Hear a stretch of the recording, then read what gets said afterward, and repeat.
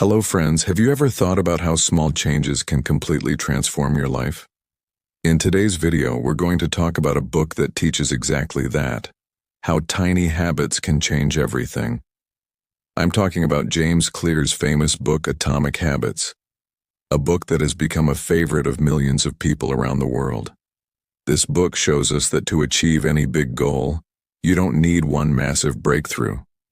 Instead, small and consistent habits are what truly change the game. Whether you want to improve your health, advance in your career, or build a better personal life, this book is for everyone.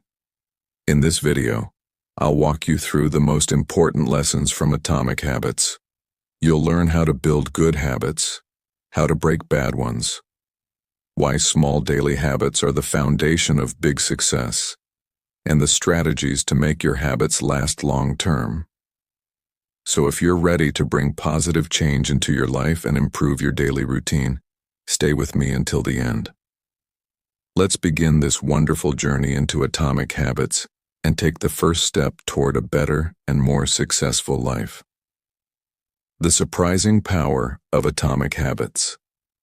Think for a moment about the things you do every single day. Now ask yourself, why do you do them? And what happens if you stop? For example, most of us have the habit of brushing our teeth in the morning. If you don't brush for 2 days, your mouth starts to smell and you don't feel good. In other words, brushing gives you a reward, fresh breath and cleanliness. And that's why you repeat the action every day. To prove how habits work, psychologists once did an experiment with a monkey. They put the monkey in a cage with a lever and a screen. Whenever red lines appeared on the screen, if the monkey pulled the lever, he got fruit. Over time, the monkey learned to pay attention. As soon as the red lines appeared, he pulled the lever and received fruit. The reward made him repeat the behavior again and again. This is exactly how human habits form. Every habit has a cue, a trigger that tells you it's time, a craving, a response, and finally a reward. For example, some people use alcohol to escape stress. Stress becomes their cue, telling them it's time to drink. The relief they feel after drinking becomes their reward, which makes them repeat it. That's why even harmful habits stick, because the brain remembers the reward. Small changes, big results. Now, would you believe that tiny improvements can create life-changing results? Let me share a story that proves it. In 2003, British cycling was considered a complete failure. Since 1908, Britain had only won 1 gold medal in cycling at the Olympics. No British cyclist had ever won the Tour de France. In fact, their performance was so bad that leading bike manufacturers didn't want to sell them bikes, fearing it would damage their reputation. But everything changed when the British Cycling Federation hired Dave Brailsford as performance director. His strategy was completely different. He believed in the philosophy of the aggregation of marginal gains, finding small areas to improve everywhere.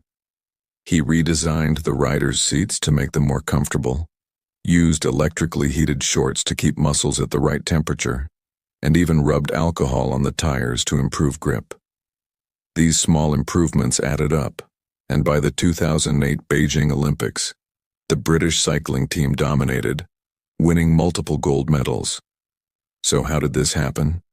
Tiny changes compounded into massive success. Habits work the same way.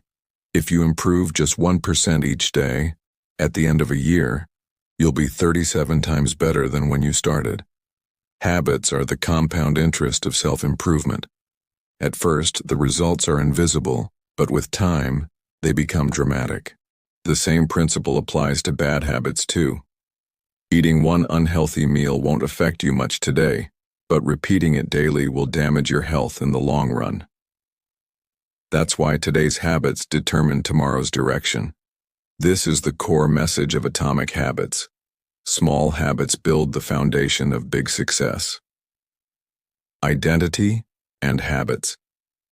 Why is it so hard to break bad habits and equally hard to form good ones? We all start with good intentions, yet we fail. There are two main reasons. 1. We try to change the wrong thing. 2. We use the wrong method. Most people focus on outcome-based habits, what they want to achieve. But true change comes from identity-based habits, focusing on who you want to become. For example, imagine two people trying to quit smoking. When offered a cigarette, the first says, "No thanks, I'm trying to quit." That sounds fine, but deep down, they still identify as a smoker trying to stop. The second person says, "No thanks, I don't smoke." That's a different identity. For the first, quitting is temporary. For the second, it's permanent. They've already become a new person. Most people fail to change because they don't shift their identity. The truth is, you become what you are proud of. Every time you practice a good habit, you reinforce the identity you want. Every time you reject a bad habit, you move away from the old version of yourself. Small actions are votes for the person you wish to become. How habits form. Psychology experiments. In 1888, psychologist Edward Thorndike ran an experiment with cats to understand behavior. He placed cats in a puzzle box with a lever. At first, the cats scratched, sniffed, and struggled randomly. But after several trials, they learned pressing the lever opened the door. With practice, they escaped faster each time. Thorndike concluded, behaviors followed by satisfying outcomes are repeated, while those with unsatisfying outcomes are abandoned. This is how habits form. The process of habit building can be explained in 4 steps: cue, craving, response, reward. Cue, a trigger to start behavior. Craving, the desire that motivates action. Response, the action itself. Reward, the satisfaction that reinforces it. If any of these steps are weak, the habit fails to stick.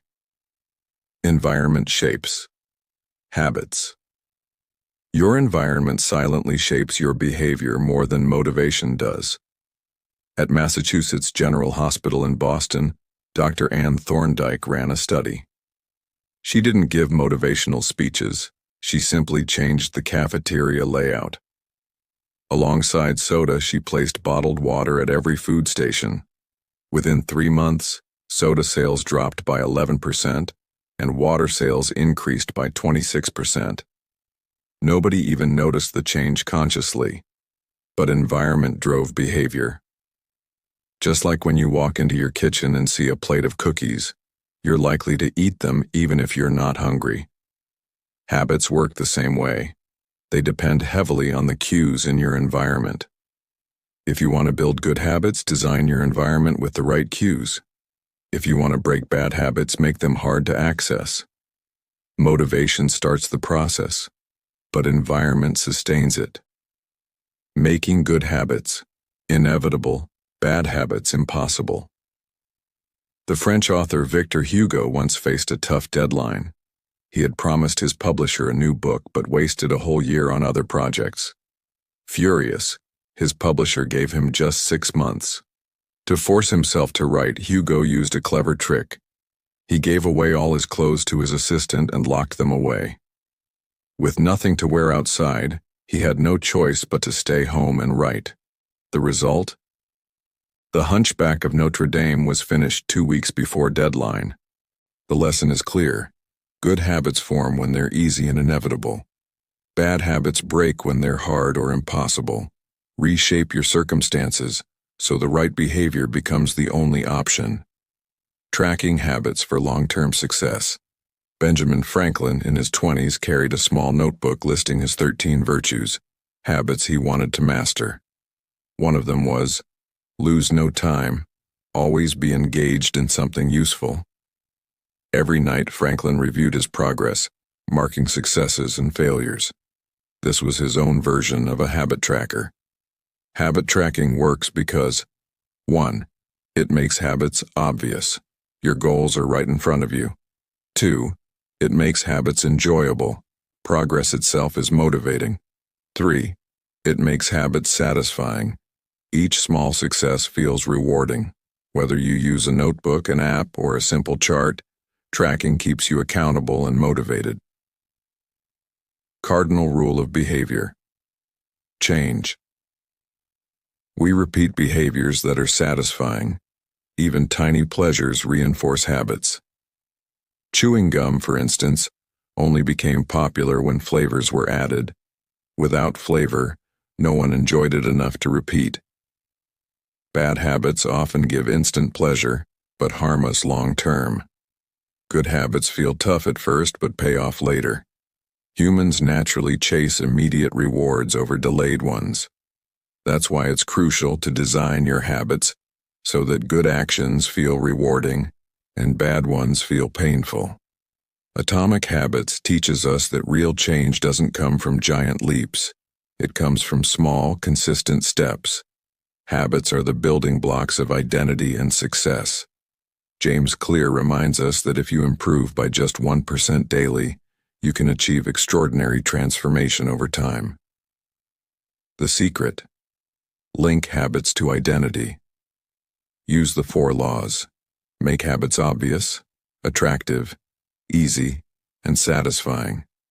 Shape your environment to support success. Focus on long-term gains, not short-term pleasures. Atomic Habits is not just a book. It's a guide to designing a better life. Big results come from small actions. Every great change begins with a single step. So, what step will you take today? If you found this inspiring, share it with your friends. And remember, your small habits are the foundation of your biggest dreams. Thank you. The cardinal rule of behavior change. Let's start this section with something very simple but very powerful. Human beings repeat behaviors that feel satisfying. If something feels rewarding, we naturally want to do it again. If it feels painful or punishing, we avoid it. That's why even small pleasures can create powerful habits. Take chewing gum, for example. The earliest chewing gums in the 1800s had no flavor. They were bland, tasteless, and honestly not enjoyable. So, not many people bought them. But in 1881, a company added sweet flavors to gum. Suddenly it became fun, and people started chewing it again and again. Why? Because the experience was satisfying. That's the cardinal rule of behavior change.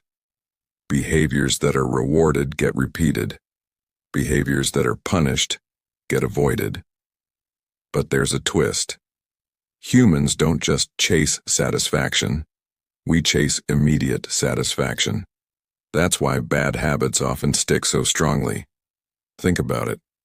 Smoking gives instant relief from stress. Junk food gives instant pleasure. Scrolling social media gives instant entertainment. But the long-term effects? Terrible. Good habits, on the other hand, often feel uncomfortable at first. Going to the gym feels painful in the beginning. Saving money feels like a sacrifice. Studying feels boring.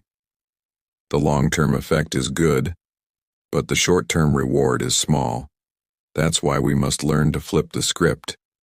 If you want to build good habits, find ways to make them satisfying right now. If you want to break bad habits, make them painful and unsatisfying in the moment. The man who didn't look right. There's a famous story James Clear shares in Atomic Habits. It's about a paramedic who saved her father-in-law's life during a family gathering. She noticed something subtle. Her father-in-law didn't look right. Nothing dramatic, just small signals: his skin tone, his breathing, the way he sat. She immediately suggested he go to the hospital. The doctors discovered a blocked artery, and quick treatment saved his life. Now here's the amazing part. The paramedic couldn't explain why she noticed the danger. She had simply trained her brain, through repeated exposure, to recognize tiny patterns most people miss. This is how habits shape perception. Our brains are prediction machines. They constantly scan the environment, looking for cues and predicting what will happen next. Paramedics learn to predict heart attacks. Firefighters can sense when a building is about to collapse. Stock traders can sense shifts in the market. The same applies to our daily lives. When we practice habits repeatedly, our brain learns to recognize the cues automatically. That's why habit change is not just about willpower. It's about training your brain to see patterns differently. Awareness, the starting point of change. Here's something most people get wrong. Before you can change your habits, you first need to notice them. That's harder than it sounds, because many habits run on autopilot. Try this exercise. Make a list of your daily habits from morning till night. For example, wake up, check phone, make coffee, brush teeth, skip breakfast, drive to work, eat lunch at desk, scroll Instagram at 3 p.m., watch Netflix at night. Now scan the list. Which ones are good? Which ones are bad? Which ones are neutral? This process is called a habit audit. At this stage, you don't need to change anything. Just become aware. Awareness is the first step of change. Once you can see your habits clearly, you can begin to design them. How to start a new habit. Why does starting a new habit feel so hard?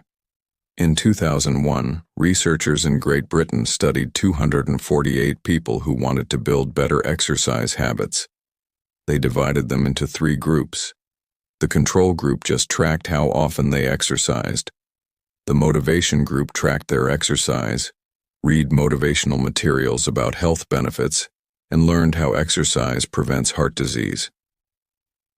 The planning group did the same as the motivation group, but also wrote a plan. During the next week, I will do at least 20 minutes of exercise on our day and time and our place. The results? Only 35% of the control group exercised once a week. In the motivation group, about 38%. But in the planning group, a massive 91% exercised at least once a week.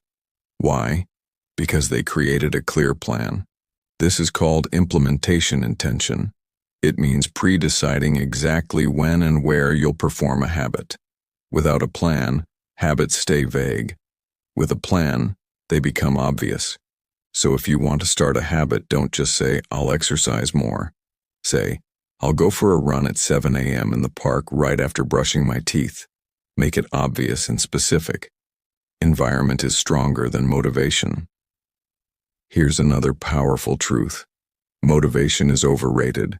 Environment often matters more. A study at Massachusetts General Hospital in Boston proved this. Instead of telling people to drink less soda, researchers simply rearranged the cafeteria. Water was placed at every counter. Soda was still available, but harder to reach. The result? Soda sales dropped by 11%. Water sales rose by 26%. Without motivation, without lectures, just by changing the environment. So if you want to eat healthier, don't rely on motivation. Place fruit on the counter and hide the cookies in the back of the pantry. If you want to study more, put your books on your desk and keep your phone in another room. If you want to play less video games, unplug the console and put it in the closet. Environment shapes behavior. Design your surroundings for success. Make good habits easy, bad habits hard. Victor Hugo's story is a perfect example of this. Facing a tough deadline for The Hunchback of Notre Dame, he locked away his clothes so he couldn't leave home. He made writing the easiest option and distractions the hardest option.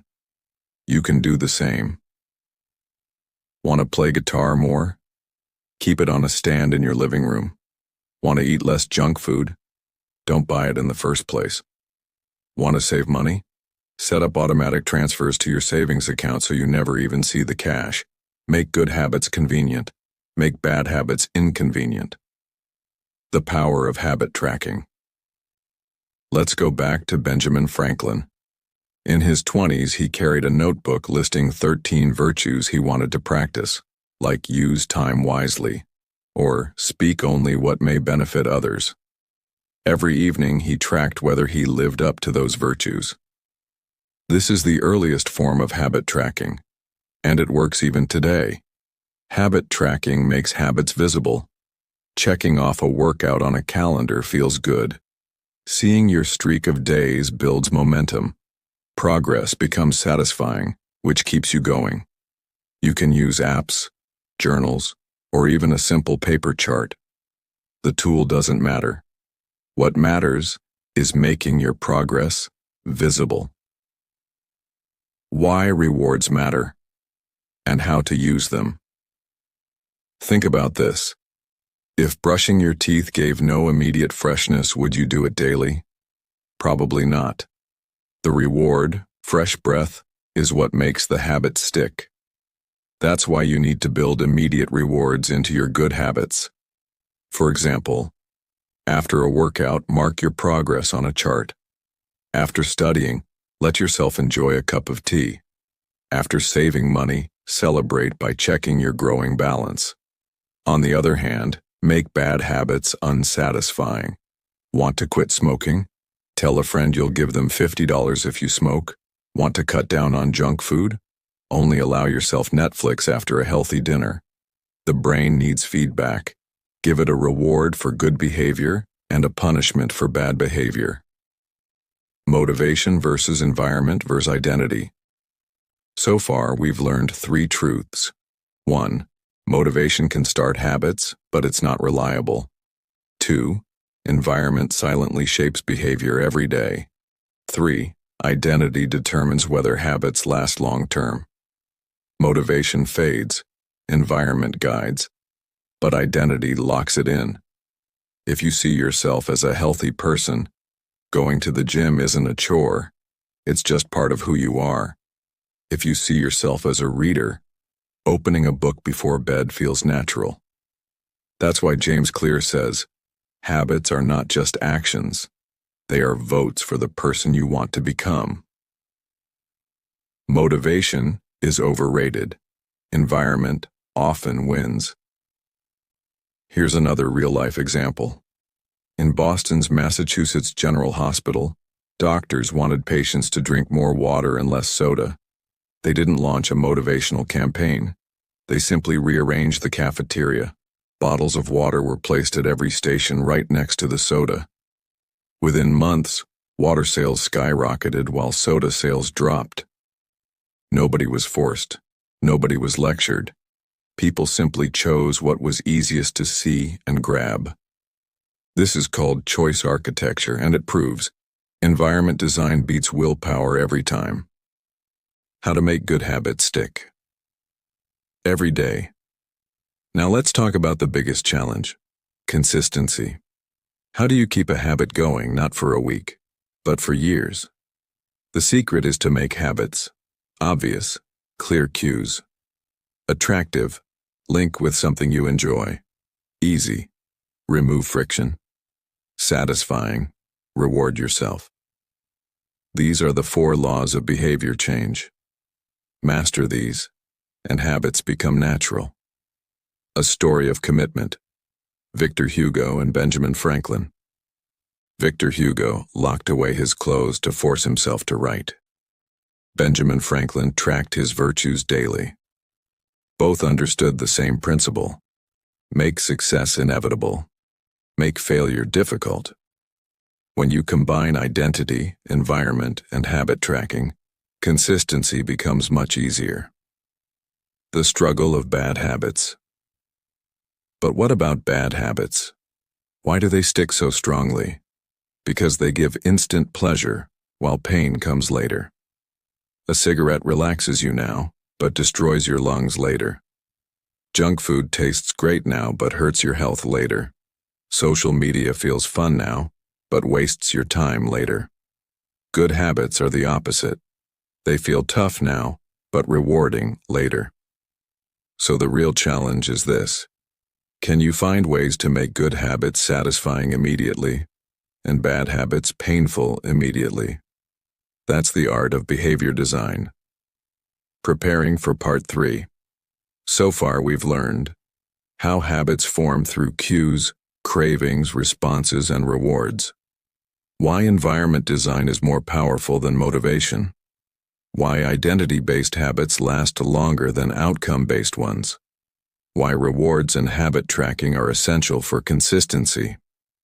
In part 3, we'll cover how to make bad habits impossible. Why long-term habits depend on environment and identity. The famous stories of Victor Hugo, Benjamin Franklin, and modern research on habit building. And finally, the ultimate conclusion of atomic habits. Why tiny habits are the foundation of extraordinary success. Why bad habits are so hard to break. Let's face it, bad habits often feel impossible to quit. Why? Because they give us immediate pleasure. Eating a burger, smoking a cigarette, binge-watching Netflix. These things feel good in the moment. But the long-term cost is invisible at first. On the other hand, good habits like exercising, eating healthy, or saving money often feel difficult at first. The reward comes later. That's the paradox. We humans are wired to seek instant gratification. Our ancestors didn't think in decades. They thought in days. Where's my food? Where's my shelter? Where's my safety? That survival wiring still runs in our brains. So to build good habits, you must invert the equation. Make good habits rewarding immediately. Make bad habits painful immediately. For example, want to quit smoking? Make a deal with your friend. Every time you smoke, you pay them $50. Want to eat healthier? After finishing a salad, let yourself watch your favorite show for 10 minutes. Want to save money? Move it into a separate account and watch the balance grow. Seeing progress is itself a reward. Remember, we don't rise to the level of our goals. We fall to the level of our systems. How to make bad habits impossible. James Clear gives a brilliant principle. Don't rely only on willpower. Rely on environment design. If you want to avoid junk food, don't buy it. If you want to stop wasting time on social media, log out and delete the apps from your home screen. If you want to stop watching TV late at night, unplug the cable and keep the remote in another room. The harder you make a bad habit, the easier it is to quit. That's why Victor Hugo's strategy worked. He removed his clothes so leaving home became impossible. Think about this. If you make cigarettes impossible to reach, you'll smoke less. If you make exercise clothes the first thing you see in the morning, you'll work out more. If you make saving money automatic, you'll save more without effort. Good habits happen when they're easy. Bad habits die when they're hard. Identity. The root of all lasting change. Now let's return to the most powerful idea of the book. Identity-based habits. Most people fail because they focus on outcomes. They say, I want to lose 20 pounds, or I want to run a marathon. But the real question is, who do you want to become? If you want to lose weight, think, I am a healthy person. If you want to save money, think, I am a responsible person who builds wealth. If you want to read more, think, I am a reader. Every small action you take reinforces that identity. Each workout is a vote for being fit. Each book you read is a vote for being wise. Each dollar you save is a vote for being financially smart. Change doesn't come overnight. But with enough votes, your identity shifts. And once your identity shifts, habits become effortless. The 4 laws of behavior change. Recap. By now, you've probably noticed that James Clear repeats one big framework throughout the book. 1. Cue, make it obvious. 2. Craving, make it attractive. 3. Response, make it easy. 4. Reward, make it satisfying. This works both ways. To build good habits, follow the 4 laws. To break bad habits, invert them. Make it invisible, unattractive, difficult, and unsatisfying. This is the universal formula for habit change. Environment always wins. Let me remind you with one last story. Remember Dr. Anne Thorndike's experiment at Massachusetts General Hospital? She simply rearranged water and soda in the cafeteria. Soda sales dropped, water sales rose. That's the lesson. Environment is stronger than motivation. If you want to eat better, make healthy food visible. If you want to study more, make books visible. If you want to waste less time online, make distractions invisible. Your environment shapes your choices far more than you realize. The psychology of habits, small stories, big lessons. To really see how habits shape destiny, let's revisit a few powerful stories. 1. Victor Hugo. He locked his clothes away to force himself to write The Hunchback of Notre Dame. Lesson: make good habits inevitable and bad habits impossible. 2. Benjamin Franklin. He tracked his virtues daily in a small booklet. Lesson: progress is satisfying when you can see it. Track your habits. 3. British cycling. Dave Brailsford's 1% improvements led to Olympic domination. Lesson: habits compound like interest. Small daily improvements lead to massive success. 4. The paramedic. She saved her father-in-law by noticing tiny signals.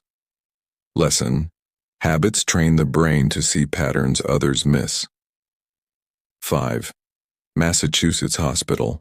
Water sales rose just by changing cafeteria design. Lesson: environment silently shapes our actions. Together, these stories show that habits are not about discipline, they're about design.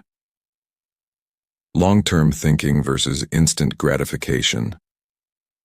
Another critical point: long-term success depends on your ability to delay gratification. Bad habits: enjoyable now, harmful later. Good habits: difficult now, rewarding later. The question is, which timeline will you choose? Imagine two people. Both eat fast food daily. In the short term, they feel fine. But 10 years later, one is struggling with obesity and health problems. Another person eats salads and home-cooked meals. In the short term, it feels boring. But 10 years later, they're fit and full of energy. The difference is not one big decision. It's daily habits, compounded over time. That's why James Clear says, habits are the compound interest of self-improvement. Motivation versus systems. Everyone has goals. Athletes, students, entrepreneurs, we all want success. But if goals alone worked, everyone would succeed. The difference is systems. Champions don't rise to the level of their goals. They fall to the level of their systems. Habits are systems. If you design systems for health, wealth, and happiness, success becomes inevitable. For example, if you want to write a book, don't just set a goal. Create a system of writing 500 words every morning. If you want to lose weight, don't just dream of abs. Create a system of cooking healthy meals every Sunday. If you want to build wealth, don't just wish for millions. Create a system of automatic investing every month. Systems beat goals. Always. How to stick with good habits. Everyday consistency is the hardest part of habits. So how do you make habits last for years, not just weeks? James Clear suggests 3 strategies. 1. Habit stacking. Link a new habit to an existing one. For example, after I brush my teeth, I'll floss one tooth. Or, after I pour my morning coffee, I'll read 1 page. The existing habit becomes the trigger for the new one. 2. 2-minute rule. Make habits so easy that you can't say no. Instead of run 3 miles, say, put on my running shoes. Instead of read 30 minutes, say, open a book. Small actions build momentum. 3. Never miss twice. Everyone slips up. You'll miss a workout. You'll eat junk food. That's okay. Just never miss twice. Missing once is a mistake. Missing twice is the start of a new bad habit. With these 3 rules, you can keep good habits alive forever. A final story. Benjamin Franklin's notebook. Let's return to Franklin one last time. His daily notebook wasn't just about habits. It was about identity. Every night, as he reviewed his progress, he wasn't just tracking actions. He was shaping the identity of the man he wanted to become. That's the ultimate lesson of atomic habits. Every habit you build is not just a small action. It's a vote for the type of person you want to be. Conclusion: the surprising power of atomic habits. So, friends, here's the big picture. Change doesn't come from one giant leap. It doesn't come from motivation bursts or massive goals. Change comes from tiny habits, repeated daily, compounded over time. Want to transform your health? Start with a 10-minute walk every day. Want to grow financially? Save just $5 a day. Want to build knowledge? Read 2 pages before bed. These small steps, when repeated, reshape your identity. And once identity changes, everything else follows. Remember the 4 laws of behavior change. 1. Make it obvious. 2. Make it attractive. 3. Make it easy. 4. Make it satisfying. Apply them. Design your environment. Track your habits. Focus on identity, not just outcomes. And never forget, small changes lead to big results. James Clear says, "You do not rise to the level of your goals. You fall to the level of your systems. So build systems, build habits, and watch your life transform." Closing words for the audience. And with that, we conclude our journey through atomic habits. I hope this summary has shown you the true power of small habits. Whether you're in New York, Los Angeles, Chicago, or anywhere in the world, the principles remain the same. Don't wait for motivation. Don't wait for the perfect moment. Start today with one tiny habit. Your future self will thank you. If this video helped you, hit the like button, share it with your friends, and don't forget to subscribe to Book Caption for more powerful book summaries. Remember, your small habits today are shaping the person you will become tomorrow. Start small, stay consistent,